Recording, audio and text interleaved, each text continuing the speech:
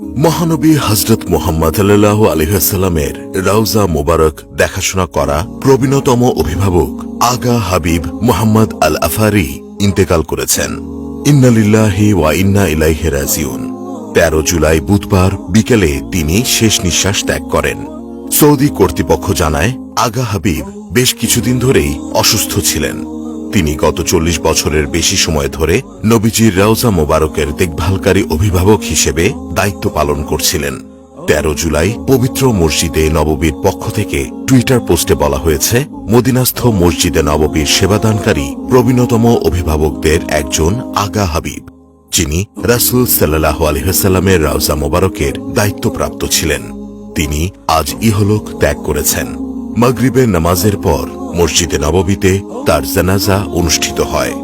Saudi আরবের Medina Munawwara শহরের মসজিদে নববীতে প্রিয় নবী মুহাম্মদ সাল্লাল্লাহু আলাইহি ওয়াসাল্লামের রওজা মোবারক অবস্থিত। সবুজ গম্বুজের ছায়াতলে অবস্থিত তার রওজার চতুর্দিকে সুরক্ষিতভাবে বেষ্টনী দেয়া। কোন জিয়ারতকারীর সরাসরি তা দেখার কোনো উপায় নেই। রাসূল সাল্লাল্লাহু আলাইহি ওয়াসাল্লামের রওজা জিয়ারত করতে বিশ্বের বিভিন্ন প্রান্ত থেকে প্রতিনিয়ত অসংখ্য মুসলমান ছুটে আসেন।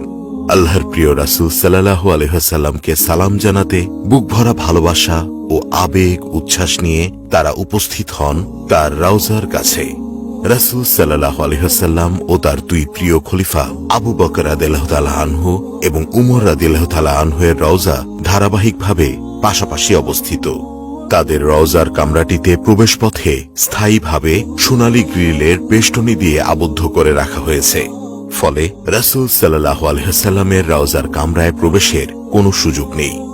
ইন্তেকালের পর রাসূল সাল্লাল্লাহু আলাইহি ওয়াসাল্লামকে উম্মুল মুমিনিন আয়েশা রাদিয়াল্লাহু তাআলা আনহার ঘরে দাফন করা হয়, অর্থাৎ যেখানে তার ইন্তেকাল হয় সেখানেই তাকে দাফন করা হয়। মসজিদে নববীর আঙ্গিনায় অবস্থিত ছোট ঘরটিতে রাসূল সাল্লাল্লাহু আলাইহি ওয়াসাল্লাম তার স্ত্রী আয়েশা রাদিয়াল্লাহু তাআলা আনহা সহ বসবাস করতেন। তার অন্যান্য স্ত্রীর কামরাও একসঙ্গে সারিবদ্ধভাবে লাগোয়া ছিল। কামরাগুলো তখন মসজিদে নববীর মূল অংশ থেকে কিছুটা বিচ্ছিন্ন ছিল। পরবর্তীতে রাসূল সাল্লাল্লাহু আলাইহি ওয়াসাল্লামের কবর মসজিদে নববীর মূল অংশের ভেতরে সংযুক্ত করা হয়।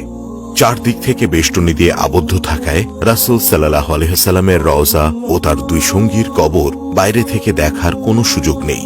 তবে সবুজ রঙের বেষ্টনীগুলো এমনভাবে করা হয়েছে যাতে কেউ খেয়াল করলে ভেতরে দেখতে পারে।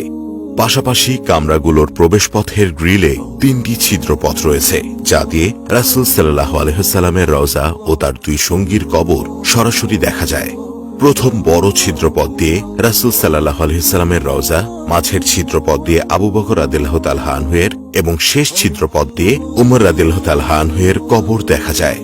রাসূল সাল্লাল্লাহু আলাইহি ওয়াসাল্লামের রওজা যে কামরায়, সেটির দেয়াল কালো পাথর দিয়ে তৈরি।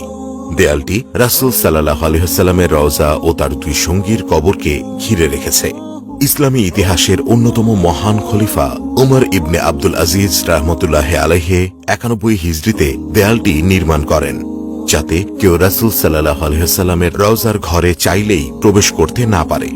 রাসূল সাল্লাল্লাহু আলাইহি ওয়াসাল্লামের রওজার চারপাশকে সুলতান নুরউদ্দিন জঙ্কি গলিত সীসা দিয়ে আবদ্ধ করে দিয়েছেন। বিভিন্ন সময়ে খ্রিস্টান ও ইহুদি দুষ্কৃতিকারীরা কবর থেকে রাসূল সাল্লাল্লাহু আলাইহি ওয়াসাল্লামের দেহ মোবারক চুরি করার চেষ্টা করলে সুলতান এমন গুরুত্বপূর্ণ কাজটি করেন। রাসূল সাল্লাল্লাহু আলাইহি ওয়াসাল্লামের রওজার চারপাশের মাটির গভীর থেকে এই বেষ্টনী তৈরি করা হয়েছে।